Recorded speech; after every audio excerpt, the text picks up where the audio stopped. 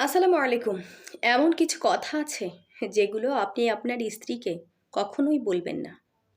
Number 1, তোমাকে বিয়ে করে আমি অনেক বড় ভুল করেছি। এই কথাটা আপনি কখনোই আপনার স্ত্রীকে বলবেন না। কারণ একজন স্ত্রী তার সমস্ত জীবনের শখ আহ্লাদ ছেড়ে দিয়ে সারা জীবন ধরে তার বিয়ে হওয়ার আগ পর্যন্ত যতদিন বাবার বাড়িতে ছিল অনেক আহ্লাদে কিন্তু দিন কাটিয়েছে। সমস্ত কিছু ফেলে শুধুমাত্র আপনার ভরসায় আপনার কাছে চলে এসেছে। তাই সেই স্ত্রীকে এরকম একটা কথা বলার আগে নিজে থেকে একটু চিন্তা করবেন যে আদৌ কথাটা ঠিক না বেঠিক। কারণ এই কথাটা যখন আপনি তাকে বলবেন তখন আপনার প্রতি তারও কিন্তু একটা অনীহা কাজ করবে। আপনার থেকে তার মনটাও কিন্তু উঠে যাবে।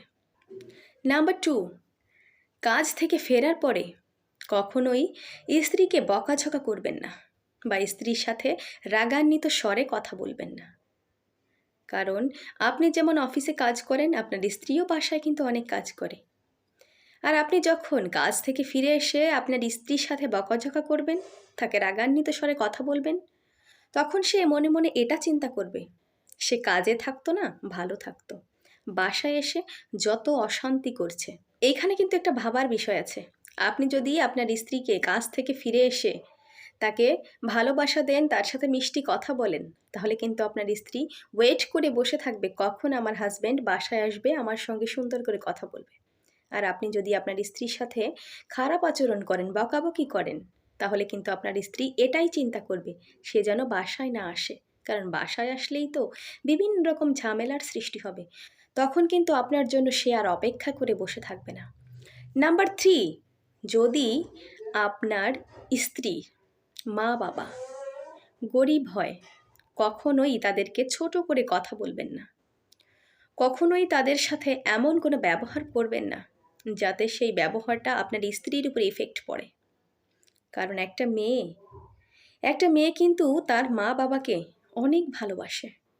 এই মা-বাবাকে ছেড়ে আপনার কাছে এসে এই মেয়েটা যদি সেই মা-বাবার নামেই আপনার কাছ থেকে খারাপ কোনো কথা শোনে, খারাপ কোনো কিছু শুনতে পায়, তাহলে সে কিন্তু সহ্য করতে পারবে না।